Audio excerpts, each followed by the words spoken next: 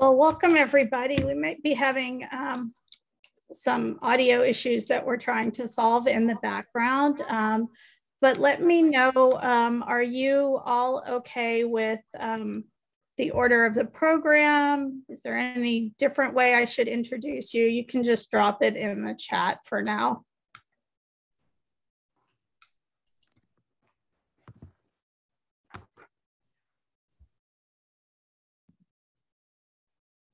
I'm really looking forward to the presentation today. I've been working in health professions education where this stuff is a little harder to talk about than in regular education pedagogy. So I'm looking forward to learning from you guys.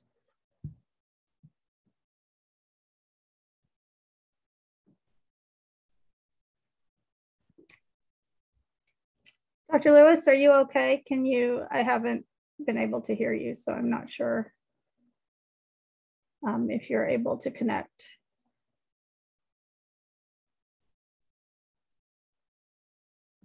Is your audio also? Can you hear me? Yes, I can hear you now. Thank you. All right. Am I in the right place? Is this the intersections of CRT? Yes, you are.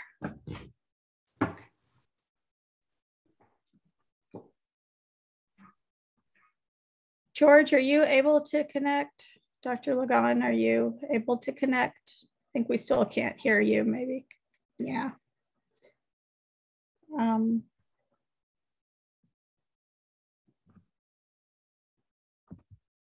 Uh-oh. Let me see if I can find Cecilia. Can you hear me? I can. I've sent in a number. I called to the organizers to see if we can troubleshoot on that end, and I'm just direct messaging him. Okay, sounds great. Thank you. I guess we'll wait just a couple of minutes before we get started. I'm not seeing. Are all the speakers here now? I'm not seeing Dr. Hobson or Dr. Lewis, will you be doing the presentation? Dr. Hobson is actually moderating another panel. Okay, yeah. Dr. Lewis is, I am the only one from my group. You are the only one, okay. I will introduce you. Great, thank you. Well, wait, so I'm Asma, I'm the discussant, and they put me here down under my consulting firm, but I also work at Baylor College of Medicine and the Michael DeBakey VA as a health professions education fellow. So, I'll give it a few more minutes just to see if we can get the presentation going. Cecilia, let me know if we're okay to start or when you feel like we're okay to start.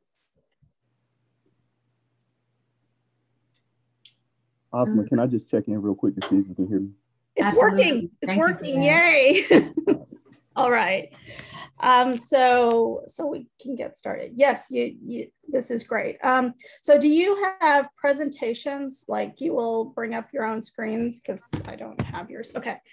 All right. So welcome everybody to what I think will be a very great presentation on critical race theory and culturally responsive evaluation, especially its use in education pedagogy. My name's Asma Ali. I'm a health professions education evaluation and research fellow at the Michael DeBakey VA and Baylor College of Medicine. I also have a consulting firm, which is what I'm listed under. I'm a former Jedi, so yay to the Jedi. I think we'll just go in the order of the presentations. So the first presentation is from, just a second. No, it's not gonna work. Okay, the first presentation. So this session is the intersections of critical race theory, policy, and culturally responsive evaluation practice. And we have 3 papers today, and then we'll have a little bit of a discussion afterwards. The first paper is at the intersection of culturally responsive evaluation and critical race theories, implications for evaluation theory and practice. Presenting will be Dr. Michelle Bryan from the University of South Carolina. Other authors on this paper are Ashlee Lewis and Dr. Rodney Hobson from the University of Illinois at Urbana-Champaign. Welcome, Dr. Bryan. Thank you. It's good to be here with you all. Can you see the presentation? Yes. Great. You're okay. good to go. Thanks. All right. So our presentation is about some work that we've been engaged in for probably over 3 years now, trying to figure out the power and possibility that lies at the intersection of culturally responsive evaluation and critical race theory. Hold on, technical difficulties. You should be able to advance from the bottom of your screen if you're in PowerPoint. Ah, that was cool. Like Thank you. Yeah, sure, no problem. So here are the team. It's myself. I'm at the University of South Carolina. I'm the Associate Dean for Diversity, Equity, Inclusion in the College of Ed and a fly-by-night evaluator. My colleague, Ashlee Lewis, is also an evaluator in our Research and Evaluation Measurement Center. And of course, Dr. Hobson, who has been a mentor to the both of us for a very long time. So really quickly, I'm going to share some motivations, the goal of our project, a little bit about us, talk very briefly about CRE and CRM, critical race methodology, talk about what we did, and then provide 2 examples of what we think this might look like if it actually showed up in practice.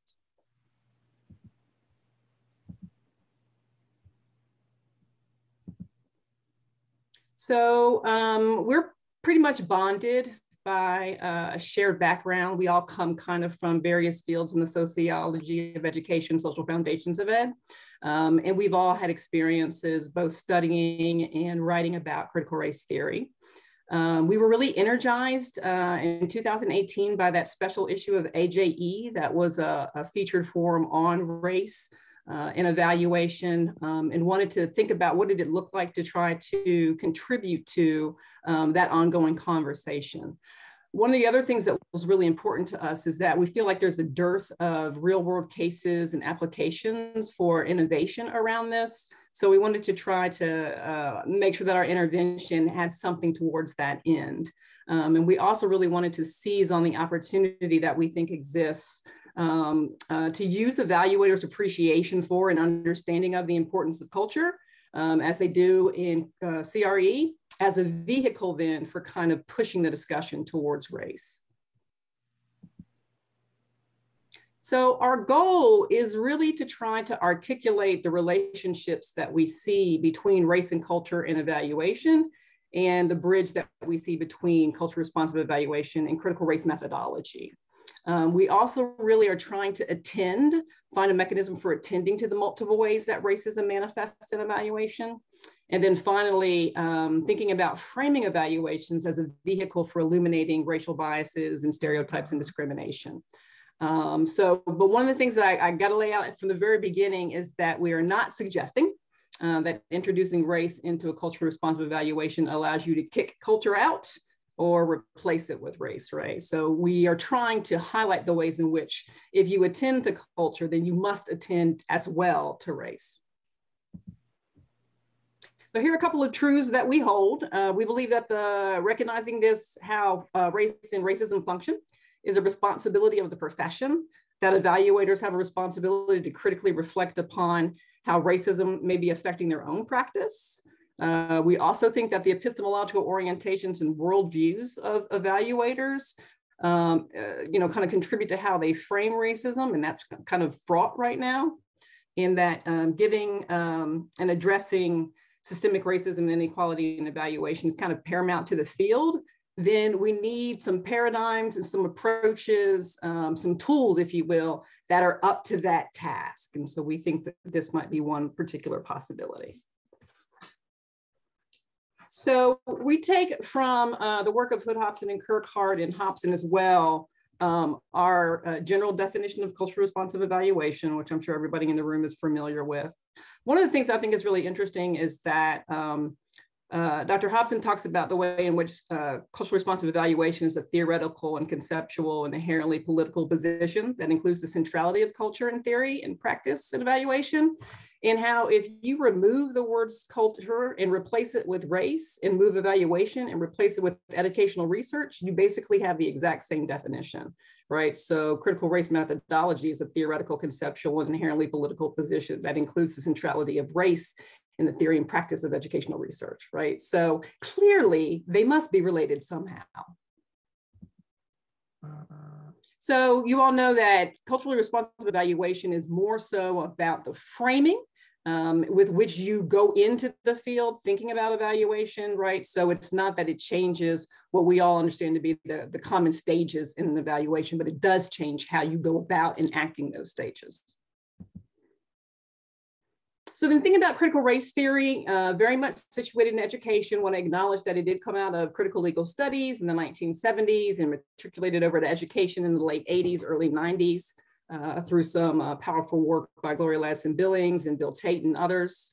Again, we see this notion of insights and perspectives and methods in pedagogy that seek to identify, analyze, and transform those racial and cultural aspects of education that maintain subordinate and dominant racial positions in and out of classrooms. And so for those of you who are familiar with CRT, then you also know that it's also a theoretically grounded approach to research, right? And so it's the way in which those of us who are supporters and fans of CRT in terms of its utility, how do we take that up when we're actually conducting our research? So here's some of the core tenets, which we're going to come back to here in a second, but it's kind of important to lay them out. One is about the centrality and intercentricity of race and racism, right? That they are inherently linked and that those kinds of positionings are also intersectional, right? So they're always intersecting with other identities as well. Talking about then the challenge to dominant ideologies, the way in which we use terms like meritocracy, objective, and really problematic ways, right? That kind of hide the ways in which there are racial overtones kind of linked to those concepts. The centrality of experiential knowledge of people of color, the importance of trans and interdisciplinary perspectives. And so this is going to feature pretty big here in a second, as well as the overarching commitment to social justice. So just a quick note about thinking about critical race methodology in relation to CRE. What we think we want to argue is that critical race methodology is how critical race theorists engage in research informed by CRT. So for us, it's kind of like thinking that CRE is to evaluation what CRM is to educational research, right? So for us, it's not such a huge leap in thinking about the two of these kind of approaches simultaneously. They're both theories of action, right? Critical race methodology, as well as cultural responsive evaluation, don't exist until we actually take them up and put them into practice, right? They're not just words on a page, but we engage directly with them. And we think that a CREA evaluator, a CRE evaluator informed by critical race methodology would bring core tenets of CRT with them into the evaluation context, right? So the original questions that kind of guided this inquiry included, how might adopting a critical race methodology lens influence the conduct of a culturally responsive evaluation? And then of the culturally responsive evaluation phases or stages, which are more likely to be significantly altered if you bring that lens with you into your evaluation? And then finally, we're in phase 2 now. What might a CRM-informed culturally responsive evaluation look like in practice? So this is the way in which we try to go about answering the first 2 questions. So what you see there is basically a chart or a matrix that we created, where you have down the first column all of the stages in a culturally responsive evaluation and some of the core commitments around them. And then across the sides, you see 4 of the 5 core tenets of critical race theory, critical race methodology. And what we did is we had basically a set of like 36 different discussions about what would happen if I walked into the assemble the evaluation team stage, really focusing on the intercentricity of race and racism, right? So the darker thumbs up are the ones that we felt where if you brought that lens, it would really kind of alter something that you did in that particular stage. The lighter ones, it could alter it, but it would be, you know, such a drastic move. And the super light ones, we don't think that it really impacts at all. And if there's time at the end of the presentation, I can upload this to the chat so you all can have a copy of it. So what we did this time around is that we analyzed the matrix to really kind of determine which of those stages might adopting a lens be the most potent. And we came up with four stages. And we took 2 of those stages to think about then this next phase. We wanted to determine which of the 5 key elements of critical race methodology were most illustrative in demonstrating how that would impact the evaluation. And so we also selected 2 past culturally responsive evaluations that Rodney and Ashlee conducted to reimagine what it would look like had they taken those lenses very explicitly with them into their practice. And so from Ashlee's example, she did an evaluation on expanding personalized learning in K-12 schools. This was a USDOE funded partnership of several Black schools in rural and suburban districts in the Southeast. And the purpose there was try to transform public education through this notion of personalized learning. So what they were really looking for is some changes in students, hoping that they would become more inventive learners and gain some really important life skills all the way to college, career, and citizenship. And the intervention, what was really happening was that they were working with teachers to implement personalized learning via job-embedded professional coaches. So the professional coaches were in the field with the teachers trying to help them understand how to implement professionalized learning and do it well. It was a 4-year-long project. The evaluation really focused on the consortium and how it was transforming through the implementation of PL. And there are some of the evaluation questions that really kind of guided Ashlee and her team's investigation, kind of looking at the coaches, looking at the schools, and then looking at district partnerships and trying to figure out like what was really happening on the ground. And so some of the key evaluation strategies they used were frequent meetings with diverse groups, collaborating on the development of some of the instruments and the protocols, and then your usual suspects in terms of data collection. And here are some of her findings. They said the project really kind of made some steady progress, that the foundations of school transformation were established, had some real success around teacher collaboration, technology integration, and opportunities in problem-based learning. Overall, the teachers generally said that they felt like as a result of the project, there was an improvement in school climate. But they also noted that structural issues like lack of technology and high teacher turnover led to some difficulty with implementation. And so the team's recommendations for them were really to, you know, kind of think about the readiness of your school before implementing a big initiative, try to have some common shared vision amongst the leaders who are running the show, and try to avoid initiative fatigue. So when we asked Ashlee to really kind of think about, okay, let's rewind and behave as though you went through this thing and you were bringing your culture responsive methodology lens with you, how might that have changed?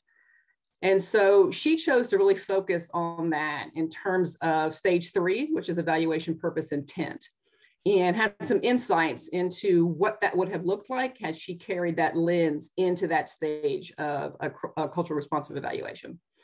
And so thinking about the first lens, that centrality and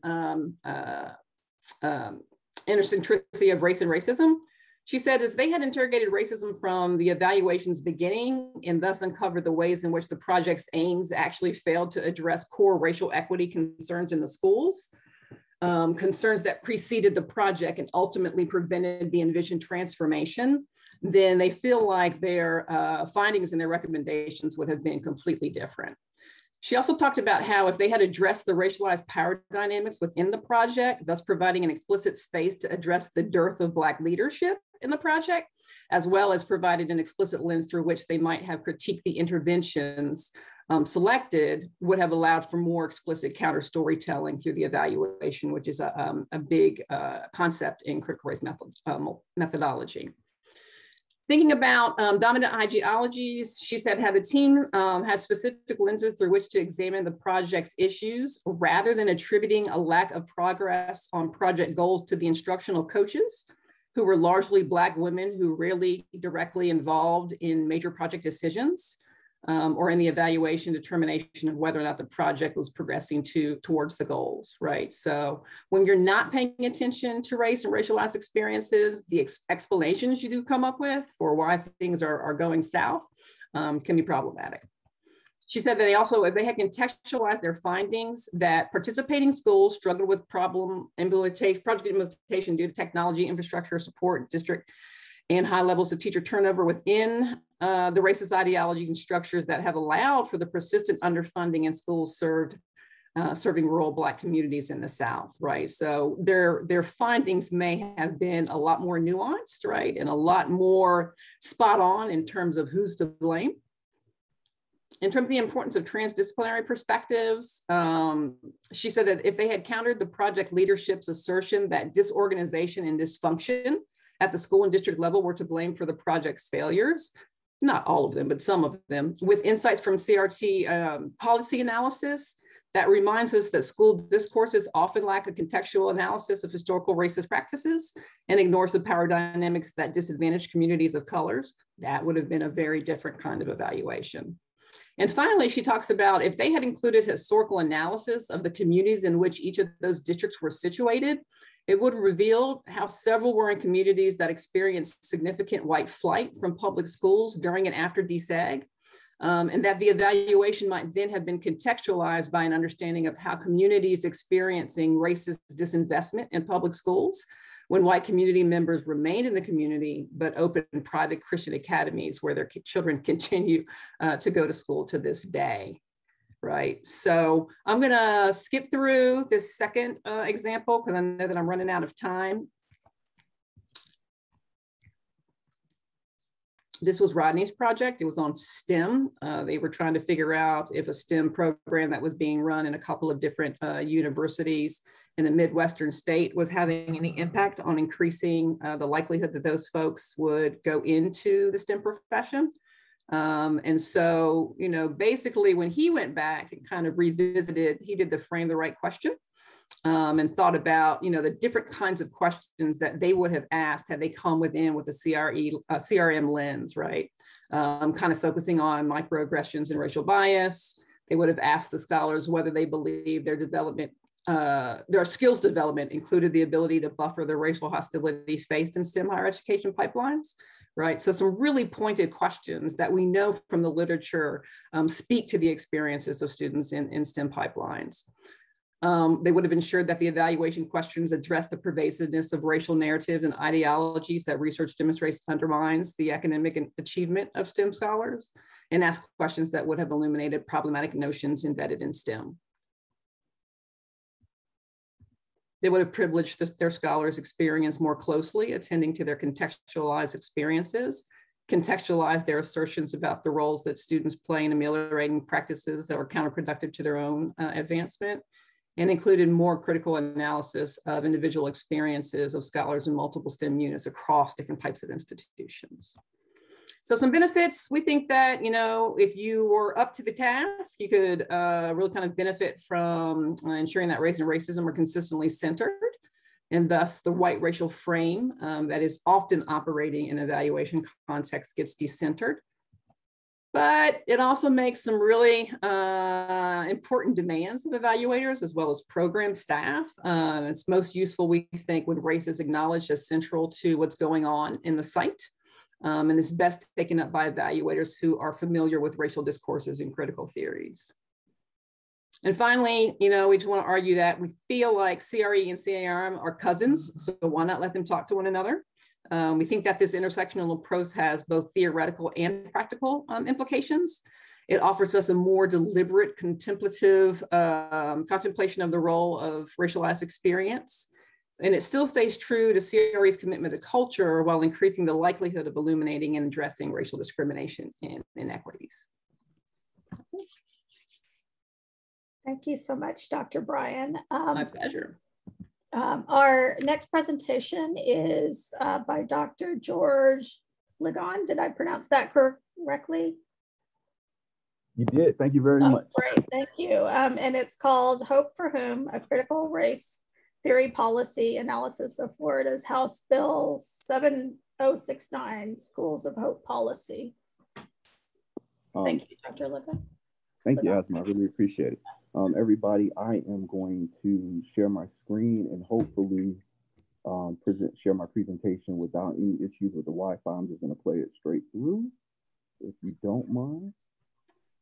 And if you all, everyone can hear me now with no issues, so I think we should be good to go.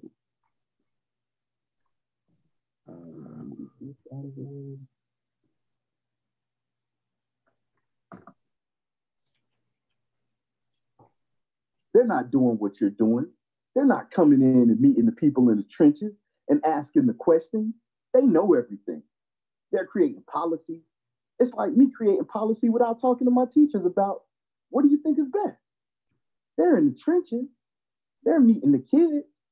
I can't create policy without talking to my people. And here's the other thing. Do you really ask anybody in the classroom in these schools for any length of time? No. No one's coming talking to the principals and the teachers and even the students. You really want to change it? Ask them.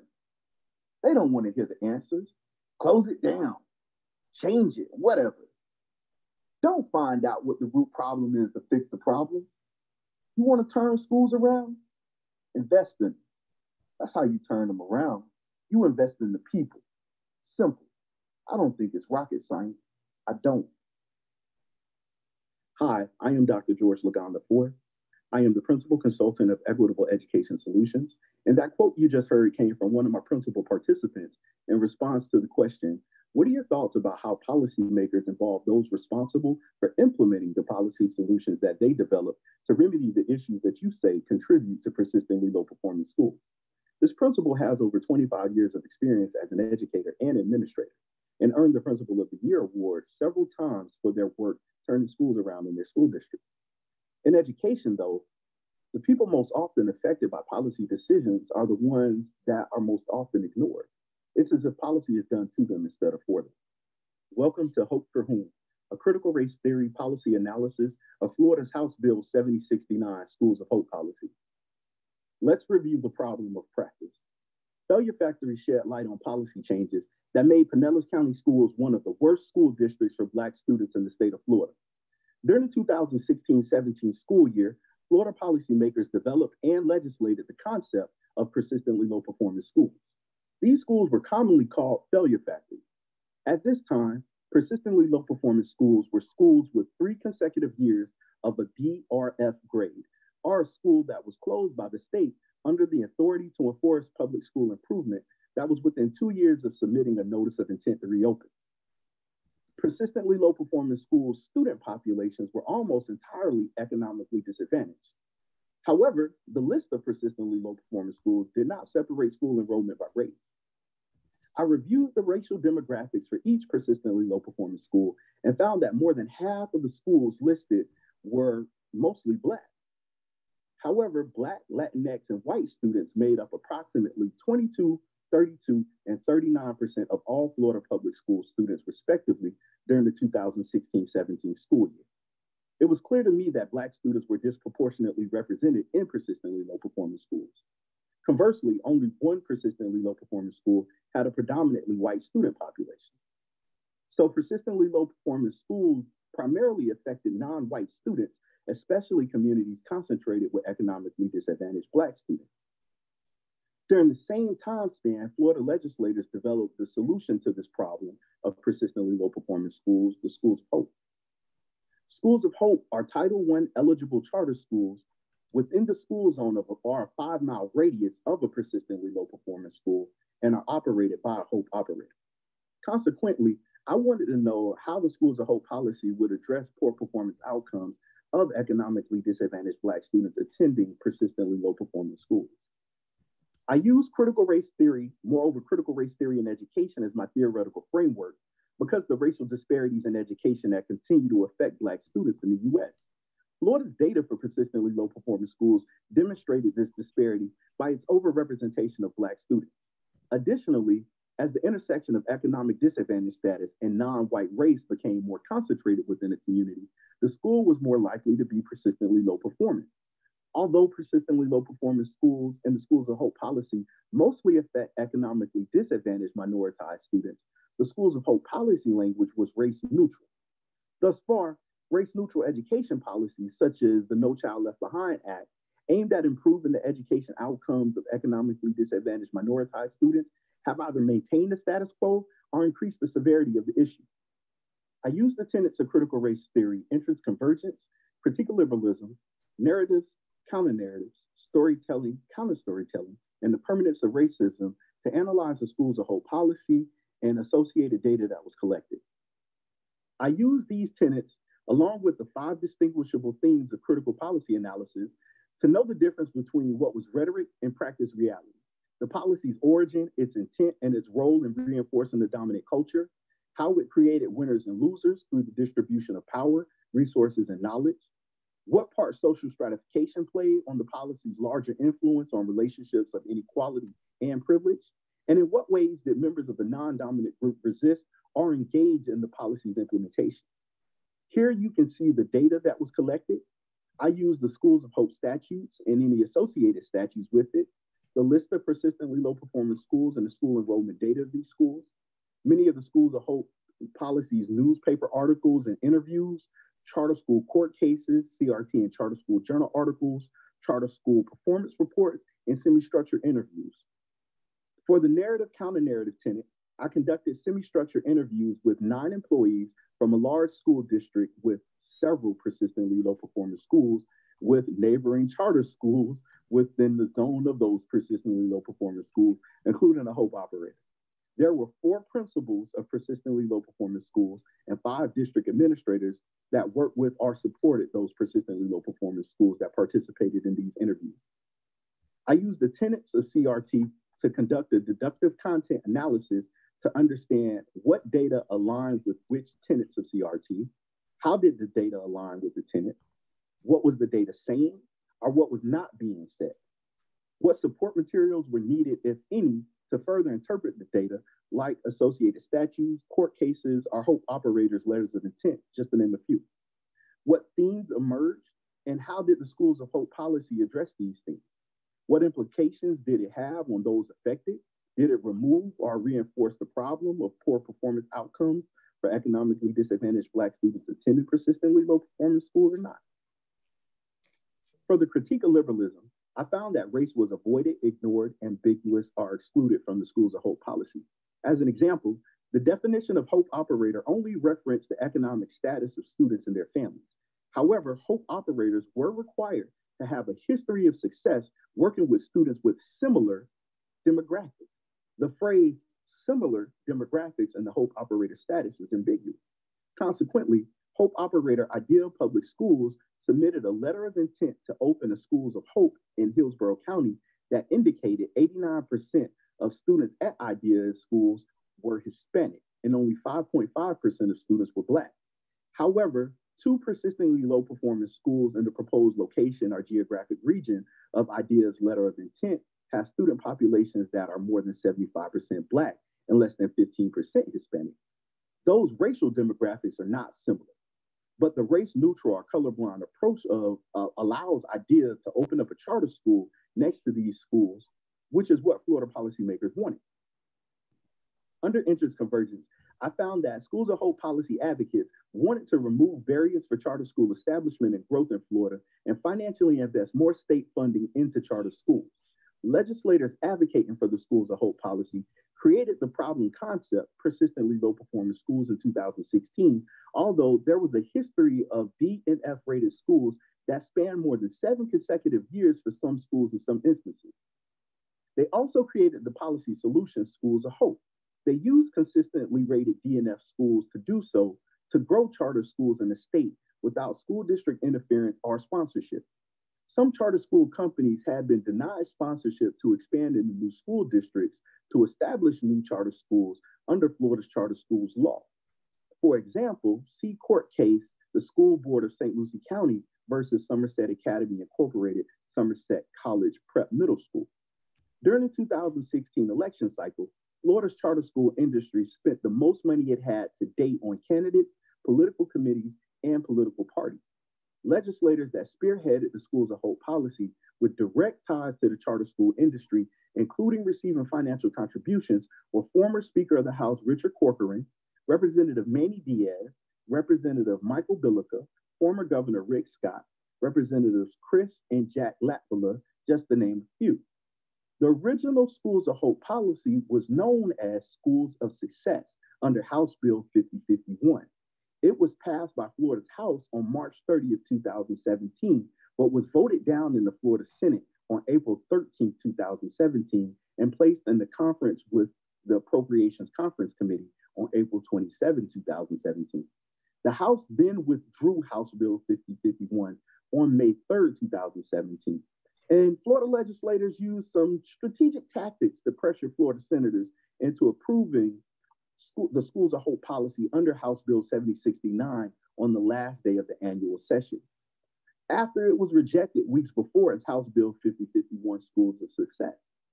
Former Speaker of the House, Richard Corcoran, stated, and so what that bill, House Bill 7069, tries to address are the problems that keep them, charter school companies, from coming into our state. And so it does address those problems. It does alleviate some regulatory burdens, and it creates a financial incentive for them to come, which is the biggest, most difficult thing for them to overcome, is the initial startup capital cost. Under permanence of racism, I found that legislators advocating for Schools of Hope promoted a narrative of public schools failing students instead of acknowledging the unfair conditions students face in these communities while being held to the same standards as students with more advantages. Florida's data has shown that school grades for many schools with high concentrations of economically disadvantaged Black students are D and F. However, a more detailed look at Florida's grading system shows that it creates a pipeline of persistently low performance schools that are fueled by predominantly Black and economically disadvantaged elementary schools. About 42% of all persistently low performance schools were elementary schools with student populations that were greater than 50% Black and at least 90% economically disadvantaged. According to the semi-structured interviews, the three main contributors to persistently low performance schools in ASD were the social inequalities and disparities of the families in these communities, low quality educators and school leaders, and the structure of Florida's education system. Many of the solutions for combating persistently low performance schools involve wraparound services. Although the Schools of Hope policy has a program award that would give schools an extra $2,000 per full-time equivalent student for wraparound services, only 25 awards were given out, and no persistently low performance school in ASD won an award, although they had almost identical applications to 8 award winners.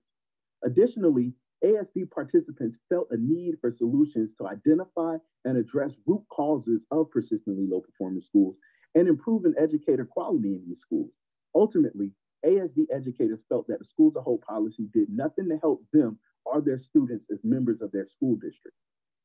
In conclusion, race mattered and Blackness mattered even more, but it was avoided by policymakers in the media, while at the same time they used it to benefit their political interests without any real remedy for the problem of persistently low performance schools.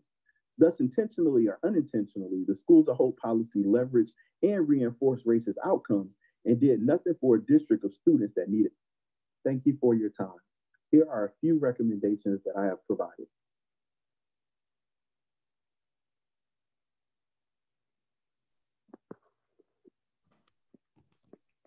Thank you, Dr. Ligon. I just wanted to check to see if Dr. Carrillo is here for the third presentation. All right, I guess we'll start the discussion. I guess we can start the discussion. One more shout out for Dr. Carrillo. All right. All right, so I guess we'll get started.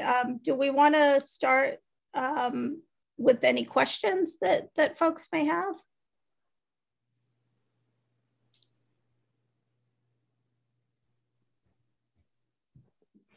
Okay. If not, Well, I could just start with some observations of what I heard and talk a little bit about sort of the use of critical race theory and culturally responsive evaluation, which is actually something I've been thinking about a lot in my current work in medicine, because critical race theory with the pandemic and all of the social justice issues has sort of come to the forefront in medicine, and particularly around training and my work, which is professionalism in medicine. So a lot of discussion about what is professional and what feeds people's souls and keeps them going. It's interesting. There's a gamut, right? The AMA has recently come out with recommendations around race and social justice issues, and even paying attention to it. I was recently at a presentation where they framed it as actually improving quality, which we've been saying in culturally responsive evaluation for a while. So I wonder if either one of the presenters, Dr. Boyd or Dr. Ligon, could comment on that from the perspective of education versus maybe using it in some of these newer arenas of education.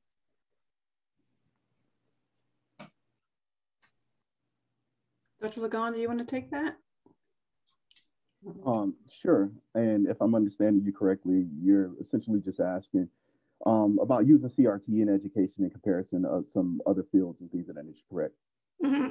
Even if it's in educational kinds of settings, but in other fields where they're doing education as opposed to education where we have a history of, looking at culture and pedagogy.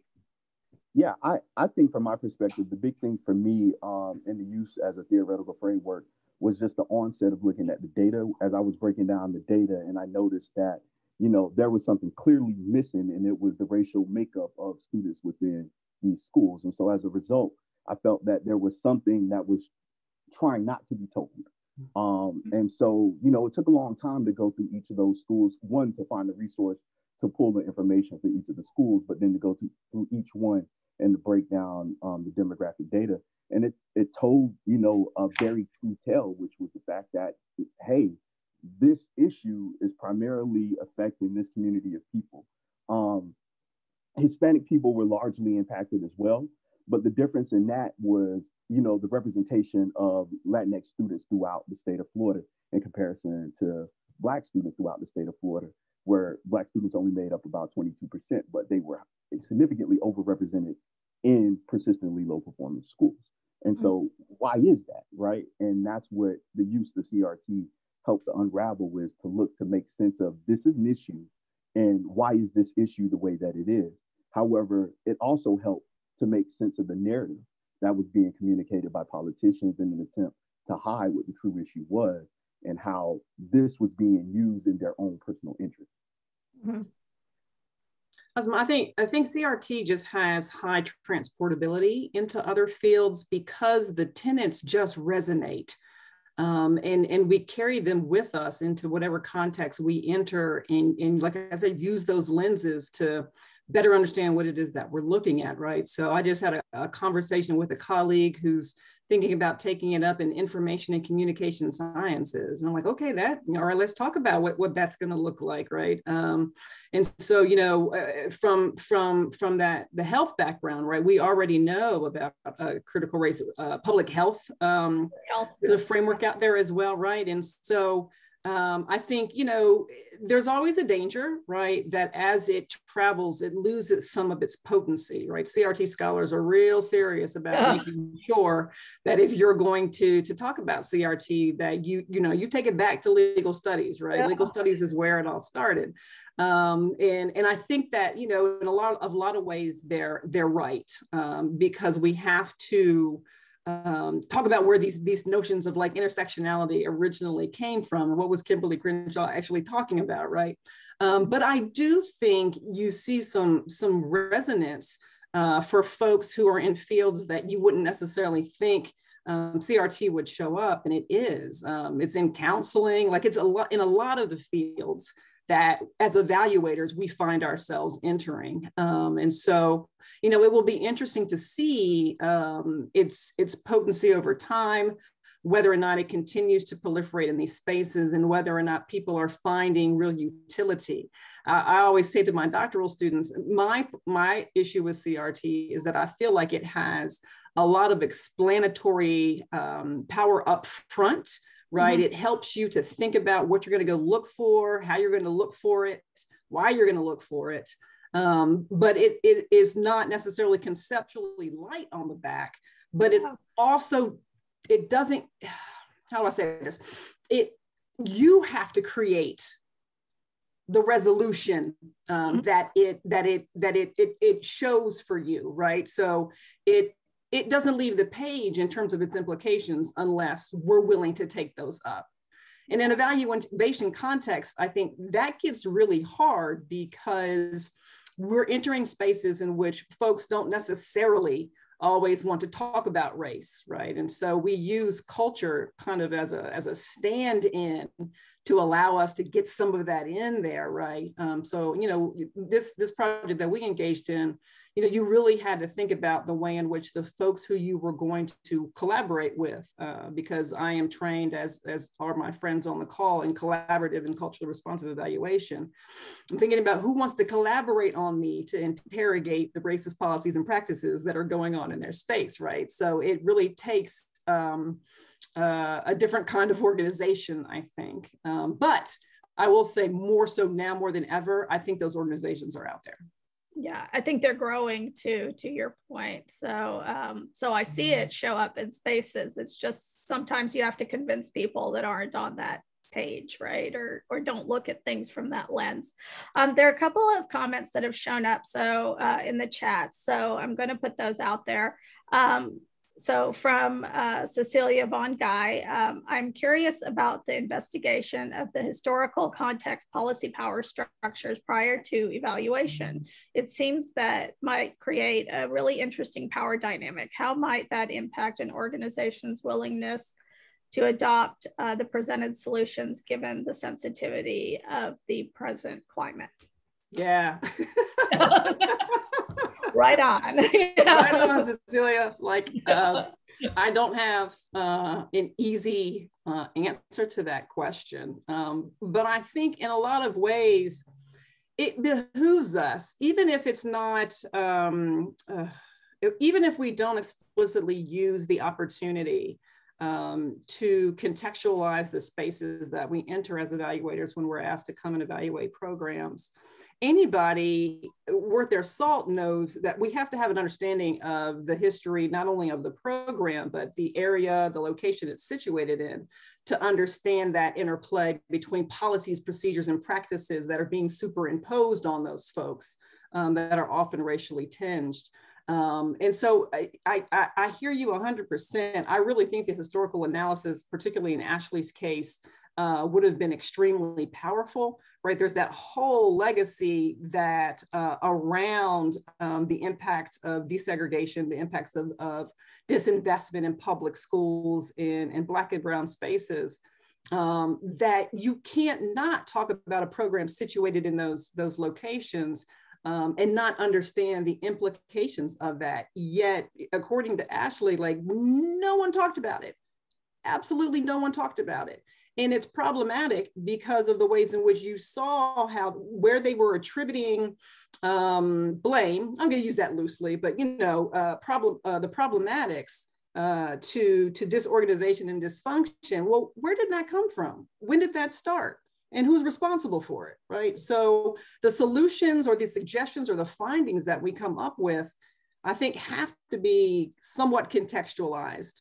And from a historical perspective, you know, particularly if you're rolling in the South, I think we have a little more leeway to raise that context than I think some other folks do. But I appreciate the question. Just another comment that's come in and a follow-up question. So Asha Grinnings says, in the current political climate in Florida, race is almost a dirty word. And just to follow up with that, I think, yes, but what I'm often seeing is kind of the individual versus like systemic issues, right? And people kind of point the finger both ways, at least in the healthcare context where I'm sitting. What do you have to kind of say about that in transformation on the individual level? So in some places, people are more willing to work on racism and race as it pertains to individuals. And in other places, they're more willing to work on it in systems, to the point that where there's almost two camps. So what would either of you as sort of the presenters say about that, think about that? How does that apply and show up for evaluation? So I like to talk about that and kind of take it in twofold. So I'm not working as an evaluator. I work as a large scale assessment developer and work on, so I work with a lot of Southern states in the development of their end of the year assessments and things of that nature right now. And with that, in the work that we do, in my company that I'm working with, we're actually going through this of trying to incorporate anti-racism, equity, and diversity, so on and so forth. With that, I have individuals that I work with where it's a bit of a challenge because some of the perspectives are rooted in who they are, right? Like they feel comfortable in saying, and these are, more mature elders that may make a statement such as, I am a old conservative white woman. And so for me, I represent in my role as director of this project, something that goes against who they are, you know what I'm saying, at their core. And so there are challenges and things of that nature that I have to deal with, which I think more so represent on the personal level. But then when you look at the basis of my study and how structurally there are things embedded based on the community context that are inherently racist and produce racist outcomes. And so the way we can avoid addressing those is if we focus on the personal versus if we go and we choose to unpack and unravel these systems and these structures and we look deeper into them, we can see, hey, the way that your current grading system is set up, it's set up to significantly target this community of people. And as a result, you'll always have schools that are going to fuel what you got going on with this policy that you develop. Moreover, if we look at the historical context, why is it that to this point, there was nothing done prior when you had, like I came across a school that had 13 consecutive years of DNF grading. And, it clearly fell under a persistently low performance school. And it's like, well, why all of a sudden? And then so for me, using CRT helps put the data out there, and it's up for you to make the interpretation. I think one of the things under liberalism and using meritocracy and all of these things as a guise to kind of cover all of these things is that, well, when you look at it for what it is, like for me, why did they use essentialism to put all non-white students under minority, but then specify white, right? And then so I go back and I look at the historical makeup of race in this country, going back from the first census and stuff in 1790, and the way race changed throughout, the iterations throughout history. And the one thing that remained constant was white. So everything is always this comparison to white, this dominant group.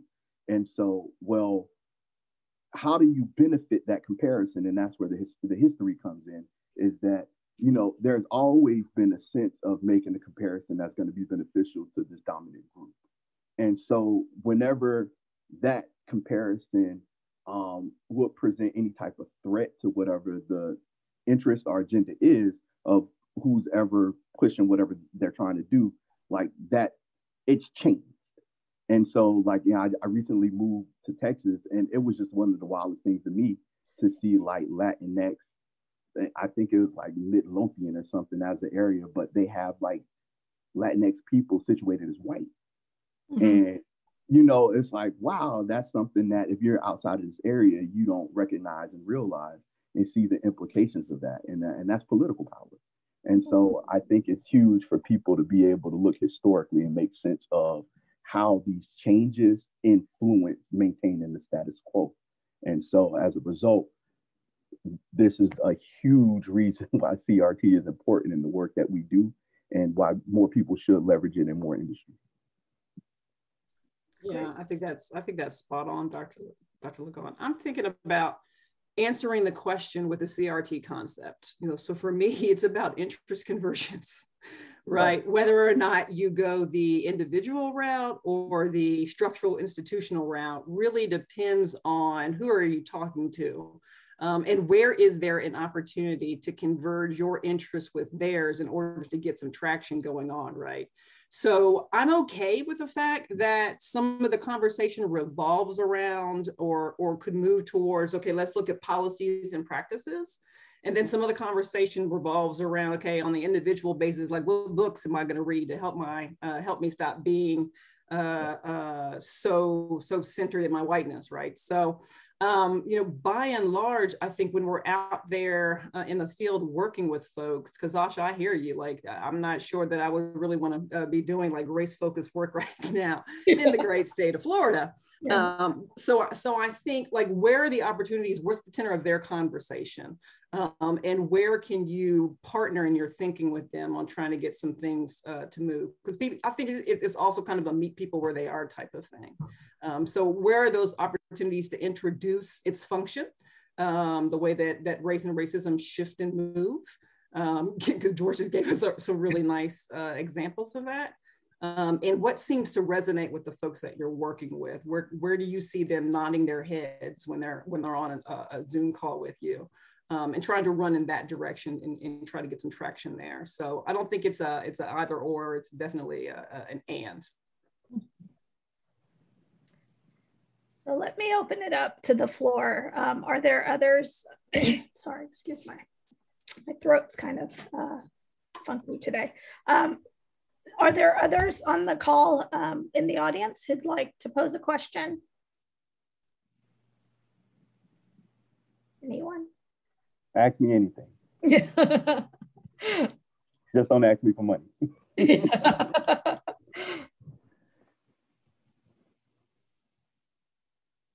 Can I ask a question? Sure. So part of the conversation that Rodney and Ashlee and I had when we first started talking about this was about the way in which, because we're students of CRT, that just kind of becomes a lens through which you see the world. So we were trying to figure out, when was that actually popping up for us when we were conducting evaluations, and we may not have necessarily named it as such, but we brought those lenses to bear. And I'm just curious if that's the experience of anyone else. So maybe you never named the fact that you were thinking about, a CRT tenet or a concept, but it was operating. Like, so you are who you are. You can't not, necessarily bring yourself fully to bear into the evaluation space. So I was just curious, are we by ourselves out there, or have other people felt that calling to kind of explain in a particular way? Please let me answer. Okay, so for me, starting off in my career as an educator, I started off down in Florida in Hillsborough County.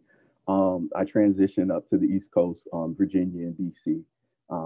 Through that, I got to see a lot of differences between the South and the East Coast, how schools operate and run. As I started off in health PE and transitioned into special ed mathematics. And, one thing that was consistent with me as a math teacher in Title I schools was I would always get kind of like the same kids no matter what. And I would always get put in the same position no matter what, right? So when I left Prince William County Schools in Virginia and went to DC public schools, it didn't matter to me. I'm getting paid more to go here. I'm gonna get the same kids. So, it's all the same situation. But it was a great experience working there, and it really influenced my research, because the thing about the school as a whole policy was that what legislators in Florida are saying is, we're going to put these charter schools next to these what we call persistently low performing schools, right? And so for me, I had already had that experience in DC public schools, where it's almost a 1-to-1 ratio of charter schools and public schools in that area. And the outcomes are the outcomes, the scores are the scores. So I wasn't seeing anything that was significantly different. So for me, anecdotally, it was like, well, how is it that, what evidence do you have that putting these charter schools right here next to these schools is going to improve the outcomes of these students? I don't see how changing the school building is going to make a difference, because I'm seeing it every single day, right? And so I went into assessment development for a couple of years, and then moved into the role of a consultant. And I had the opportunity to travel. I worked with over 70 school districts in the nation. And so I got a lot of different experiences going into a lot of different schools and seeing a lot of commonalities, regardless of where I was in the US when it came to, you know, races and ethnicities and the way school operates. So it was that when I looked at the research, and I had my professor, Dr. Clemens, I love her to death for everything that she did in introducing me to CRT. You know, I went to Florida State University in my doctoral studies, and there were issues that she dealt with there. Love my school to death, but she dealt with some issues that resulted in her not coming back, or them not welcoming her back. And, you know, it was through that. And that was a rough time, because here's my chair that's no longer there. And now I have a committee that's not reflective of me or providing any support in order to do this research and this work. And so, you know, it really forced me to do a lot of my own independent, you know, development of my understanding of CRT, and to be able to communicate that in a way that I know I'm dealing with a committee of people that only one person has experience with it. And a lot of his work is around critical feminism work and things of that nature. And so with that, I had to be able to articulate this in a way through this policy context. That was a very hot debated topic during the time frame in the state of Florida. And so, and defending it, you know, he pulled me to the side afterwards and, you know, really commended me. And he was worried about me for what I was communicating about what it was. And so, to the point that I believe Asha said earlier, as far as the time that we live in, is speaking on a topic like this, race related, as it relates to these politicians, and naming these politicians and calling them out, calling out their connections to charter school communities and stuff. You know, he felt, he was worried, you know, about me. Fortunately, I don't live in Florida, you know, but I felt like this as a tool was such a profound resource in order to highlight things that get swept underneath the rug and hidden from the average person's perspective. That, you know, when Dr. Clemens left me with that, before she left, it just like made everything to come together and made my research, you know, what it was because of her. So those experiences leading up to trying to figure out why the data was what the data was and why we weren't being explicitly represented and broken out in order to see what was impactful in my use of it. So I love to see and hear what people's experiences are as to like what was their catalyst for their interest in CRT. I think it's interesting that CRT, to what you're saying, Dr. Ligon, has a transformative aspect, right? Which evaluation, traditional evaluation, I guess, like it's, you do the report, right? Like it doesn't necessarily have those tenets that allow you to see the change, right? Like you hope your evaluation makes a change or, you know, influences some good stuff, but you don't get to see that. And I think that's where CRT really helps, because it's transformative by nature, right? Like you expect some change to happen. I think I think evaluation is moving in that direction, right? Like how do you utilize results? Like how do you, you know, lots of organizational learning and development things. I think maybe that kind of toolkit like is helpful when you think of CRT, like not just like, because as you move into like spaces where people may not be ready for it or have the same lenses, like you almost have to figure another language to talk about it, right? So in healthcare, like when you talk about quality improvement, it catches much more attention than talking about critical race theory or even culture for that matter, because there are lots of parts of healthcare that don't really look at culture except in a kind of punitive fashion, right? Like, oh yeah, like Blacks and Latinos tend to get these diseases, right? And that's in certain areas. Like in other places, they're like a cell is a cell is a cell, right? Even though it's not really because it's genetics. But I think that's, I don't know where I'm going here, but I think maybe thinking about the toolkit that you need, like as an evaluator, if you're going to move in this direction, might be helpful, you know, to kind of see not only the lens that you're bringing, but how do you sort of expand based on the lens that you're using. There is another question that's come up, actually a lot of questions. Dr. Ligon, who was the client for the project you presented and who was the primary intended user? How have you followed up? So it was my doctoral research, and I can't, due to IRB purposes, give the school district that I work with, but it was a large urban school district in the state of Florida. And with that, again, of course, because of the political climate, and you know, it was very interesting that the whole push against CRT, especially being led by a lot of Southern Florida governors and placing it in the field of education and stuff like that, and talking about how it's impacting classrooms and stuff, and everything that we're seeing, the narrative that's being pushed in the media and stuff like that right now came up. And a lot of people started sending me messages and emailing me like, you're probably going to be one of the last people who ever does the CRT study in the state of Florida, you know, as a result. So, and I didn't think of it from that perspective. For me, like one of the things that that was a finding or a recommendation of mine coming out of it. I don't know how many people here work in K-12 education, but all of us have had a K-12 educator. And so K-12 educators have to be certified, right? With educator quality being one of the bigger issues that came out from the school district, leadership quality. I wondered and thought, you know, why is it that, and I'm seeing this across the nation, that we don't have certifications that are built towards what I call critical needs schools, right? And so that there is a history of associated factors that contribute to poor performance outcomes of students in these communities, right? And so why don't, like we have in Florida, they call exceptional student education, which is, you know, special education and stuff like that. We have all these different type of certifications. You have business certifications, so on and so forth.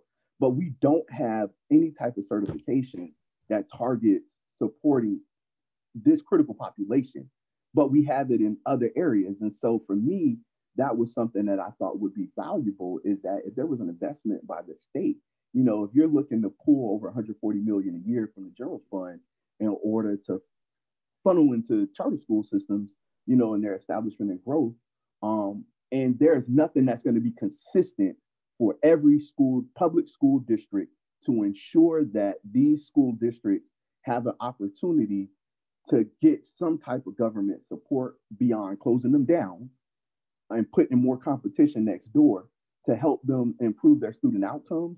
Like, you can tailor a cadre of professionals that want to work in these spaces, incentivize them like you're incentivizing these charter schools, because it's not the school, it's not the building, it's what's taking place in the building.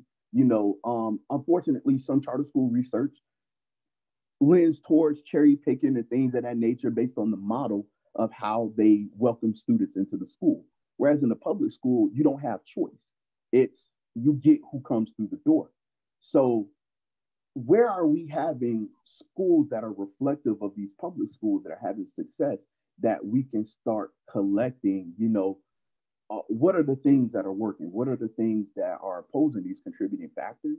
And how can we make sure that we're building people's capacity around that skill set in order to get them into these schools so they can start implementing and incorporating these strategies that can be highly successful. And then we can turn them around from there.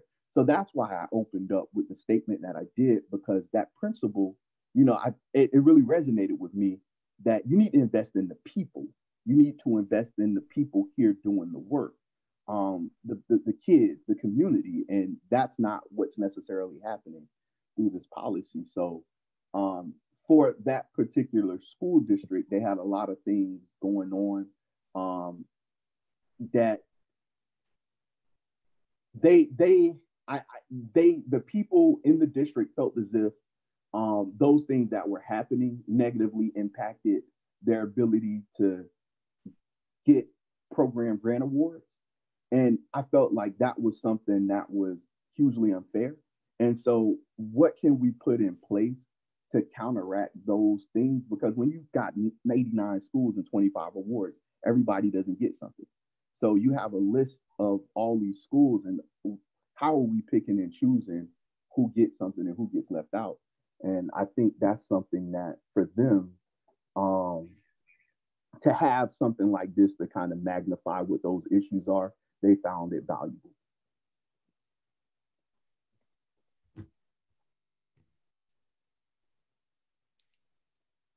Great. Does anyone else have any questions they'd like to ask or any other comments? Or any wisdom they'd like to impart as we move our work forward?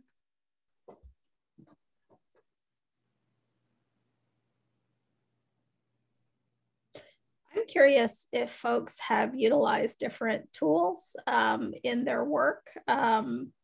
Like what kinds of things have you found helpful to have conversations with clients or with districts or entities that you're working with? So I just wanted to make a comment about when did we start to think about cultural responsive theory? So I'm a sociologist by training. And I think the turning point was when I intentionally stopped thinking about social structures and social institutions as a high-level construct and operationalized that in terms of context. Because what it permitted me to do is to access a wide array of tools in terms of theories, theoretical frameworks, less abstract tools. Mm-hmm. Because sociology can be highly abstract, and sociology is very flexible and changing, and we're very good at relabeling things. Right, so you recognize something was called A 2 years ago, and we relabel the same construct or concept as B, but essentially it's the same phenomenon.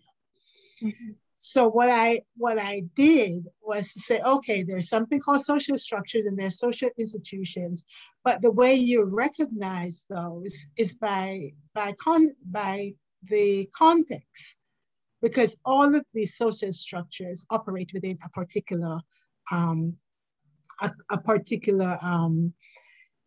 environment, a particular context. So what CRT provided was merely another way of articulating some of those contextual factors.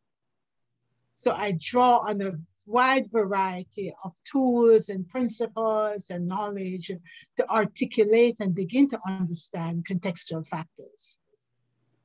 I think you brought up a great point. Like one of the things that I deal with in assessment development, we have content and bias reviews of the test questions before, those test questions get field tested.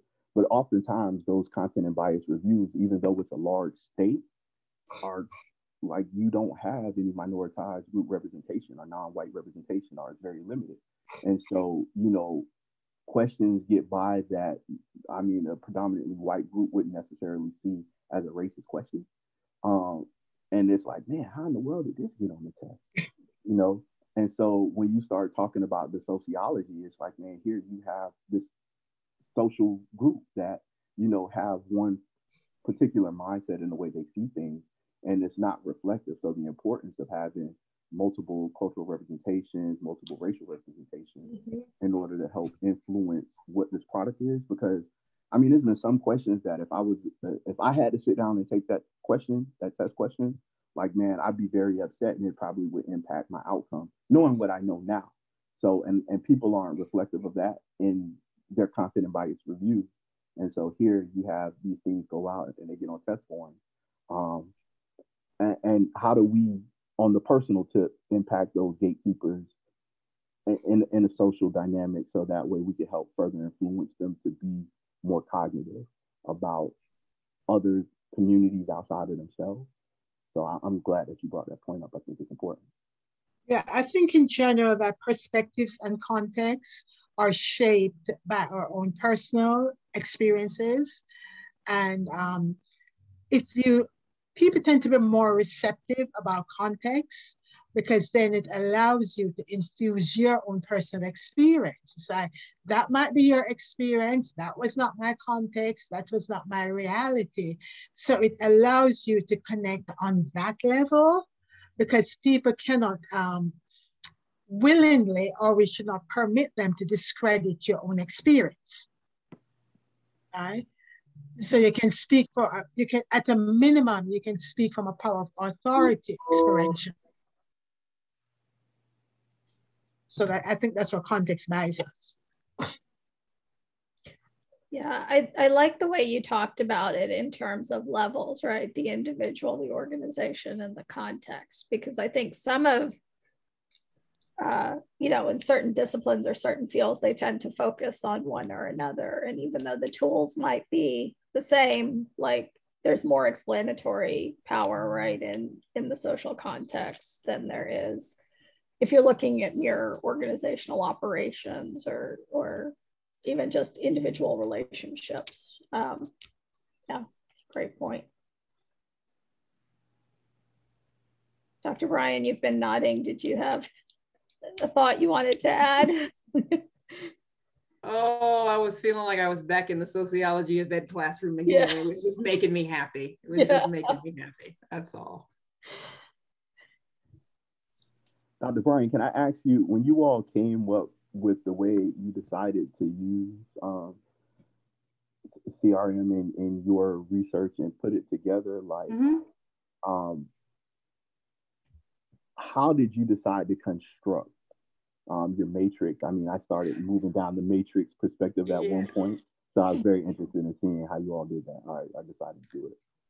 So it's a funny question, because Dr. Askew, who's also on the call, and I were basically raised in the same evaluation family. And one of our mentors was just obsessed with matrix. I mean, just, she was a matrix fool, and we kind of adopted that. And so Dr. Askew and I have an article where we mapped culturally responsive evaluation onto collaborative evaluation. So it's just something that I've been doing for a while, but it didn't automatically occur to me to do it here for some odd reason. It did. And then when I thought about it, I was like, that's what I've been missing. Like I need the visual, right? Because the visual then allows me to have in-depth conversations about what the implications are. But we were talking in circles for the longest time. We knew that there was something there, but it wasn't until we finally figured out, if we just matrix it, if we map it out, then each one of those boxes requires some discussion about what might this look like. And once we had done that, then it was much easier not only to think about the implications, but then to think about, like, what does this look like when it shows up in practice? So yeah, we love matrices, and I think they're generative.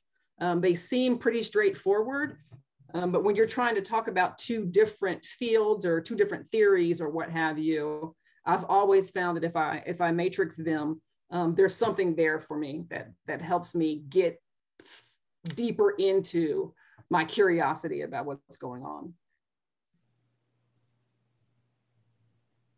There was a request, actually before that request, there was at Amorica, what other tools do you access? Did you want to answer that, Dr. Hill? In terms of tools, I think of conceptual tools, if I had to bucket them. So they're tools that help you shape your conceptualization and formulation. They're tools that help you to shape your methodological perspective or your methods and your analytical. And of course, they're tools that you're going to use to explain or describe. So there is a wide array of tools that can be used across these various dimensions. What guides me is my overall perspective on life. So I have a fairly broad perspective of life and a dimension on which I operate. So I operate on social justice, issues of social justice, social equity. Those are the things that appeal to me in terms of my own personal and professional persuasions. So that's my gestalt. Right? So within that gestalt, as a sociologist, I find tools and perspectives and theories and methodologies that resonate. But I think it's really important that you have an anchor, a perspective, something that you're passionate about in terms of your own values, your own beliefs, that you are doggedly determined to fulfill. And within that, because then you're not floundering, right? You can say, somebody says, I'm a conservative white woman. That's their value system. Right. You know that, right? So it's like you got to choose your value system and hang on to that for dear life. Otherwise, you're floundering in the wind, is what I would say. Because everything follows. Right? There is so much written, there's so many tools that you can draw on. There's not a lack of theories and perspectives. No, that's for sure. But the other thing I would say, which I just encourage everybody, is to look at the diversity and the variation in life and to honor system level thinking, right? So that you're operating at an appropriate analytical level when you're presenting your data. If you're talking about the individual or you're talking about this, the institution, so that you don't get entangled. Because what will happen is you're the challenge, right? They'll say, well, that doesn't apply. And you're like, well, I was only talking about the individual. So you have to be crystal clear about your analytical level, that people don't trip you up and say, oh, that doesn't happen at the institutional level. And you're like, but that's not what I was talking about, right?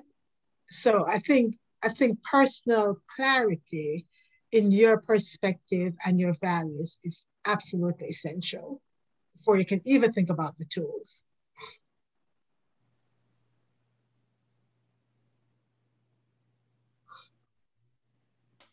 That's a really great point, Dr. Hill.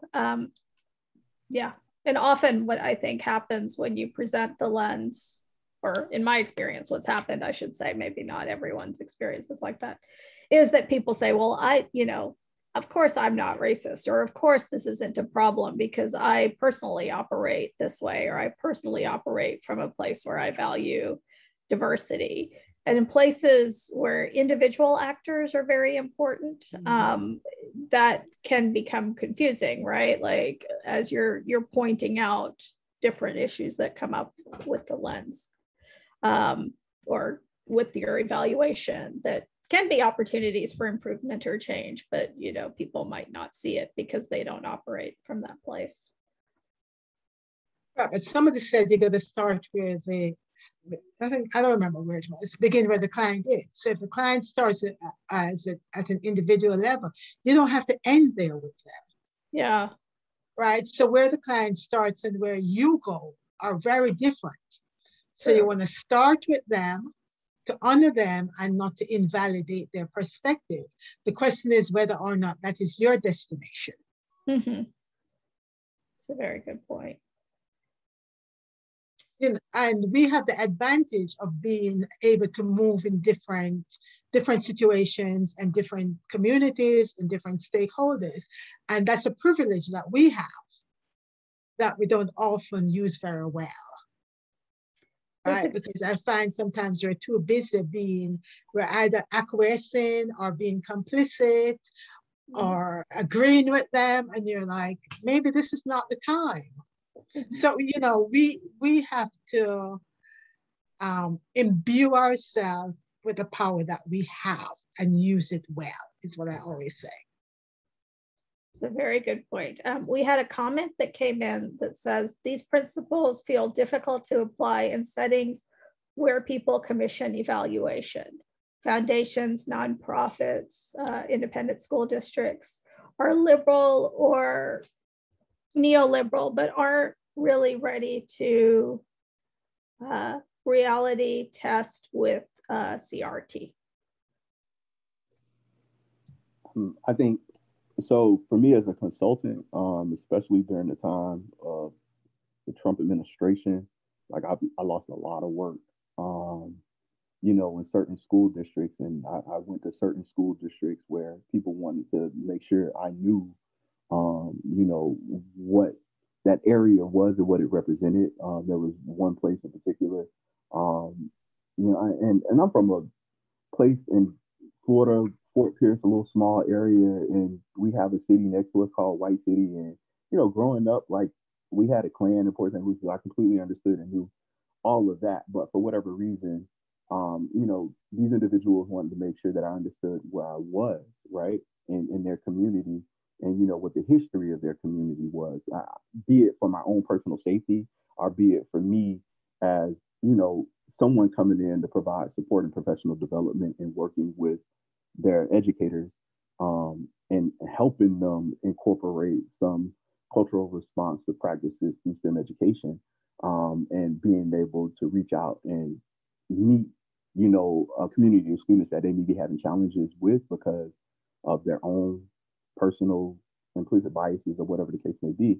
But as Asma was saying, and was saying before about meeting people where they are, like, I think that's the biggest challenge in trying to utilize these tools, is trying to identify what that is, and operationalize that for your own benefit, for you to be able to do the work effectively and successfully, but not at the detriment of, what I'm saying, your ability to stay employed doing the work. And I think one of the bigger challenges is, it sounds good. Like, what I run into a lot is, okay, this is the fad, right? It sounds good. I want to align myself with it, rock with it, because, this is what everybody's doing. But inherently deep, that's not what your root is. That's not what you're about. And so, soon as it's done and it's over with, you're on to the next. And so for us, people that, are centered in this work, who believe in this work, who really are looking to do this work to help transform power dynamics and to improve outcomes for all, that's a tough thing to wrestle with when your client is ready to move on and they no longer value, what you bring to the work that they started out wanting. So that's my take. Grant, I'll just say that your question brings me full circle, right? So I think you're absolutely right. They're quite neoliberal. And so there's a lot there that's more about the performance of allyship, the performance of the importance of these things, than the actual material reality. And so I think CRE was one of the ways that then allowed me to think about, I have been on several evaluations where the folks that we were working with were cool with thinking about culture and appreciating culture. And so it's just given me another door to walk through to see about testing other ideas, right? So if we can agree to some extent around the data telling us repeatedly what students are not having the experiences that we want them to have, right? If we can agree on that, then the next step has to be about then, okay, what is happening? Like what are the structures and policies that are resulting in, the same students underperforming? What are, like, just like what George was saying earlier, like we keep seeing these repeated patterns.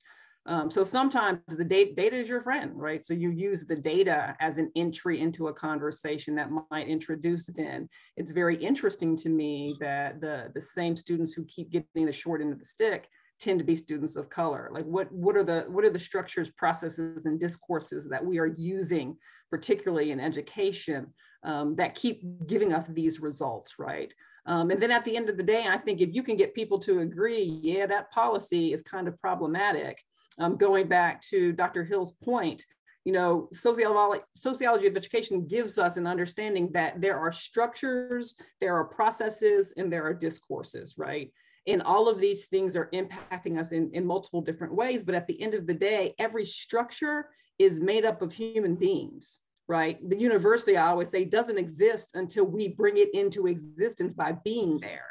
And so while we can always talk about structures, we can talk about policies and practices, there are humans who are enacting this stuff, right? So the systemic and the individual are always interlocked. And I think, going back to what I was saying before, it just kind of depends on who you're working with and what's the message that they can tolerate today. And if they can vibe with you on that point, then what point might they vibe with you with on the next day, right? If you take them a little bit deeper. So I think all of these different approaches that we have to evaluation just open up spaces and opportunities for both ourselves and our clients to grow. I want to add to that. I totally agree, because somebody mentioned this morning, these are all merging together, that culture is a proxy for race, because people tend not to want to talk about race a lot. So it becomes a with proxy. So if you go in a situation and it's clear that race is not what you need to be discussing because they've already told you what their culture is, and then you flip and discuss culture, because culture will invariably lead you to race. And as Michelle said, you have enough tools in your arsenal that you can structure the dialogue in a way that gets you to your end game without ever using the word race, because race is a hot button word. So our challenge as evaluators is to know what tool to deploy and how to deploy it within context. Right? Because we're not in a war zone, we're not in a battle zone, right? You want to be able to get the work done in a way that honors your belief system and also recognizes their starting point. So I don't bring up race if the person doesn't want to talk about race. That's fine, because there are multiple routes to get to the same destination. Great. Well, thank you so much for a great session. We have a 45-minute break, I think. So the next thing is the Edmund Gordon Senior Distinguished Lecture and Luncheon at 12:30. So we have a little bit of a break before that starts up. So enjoy your lunch, and I hope you all have a great conference, and I'll see you in a few other sessions, hopefully. Thank you so much.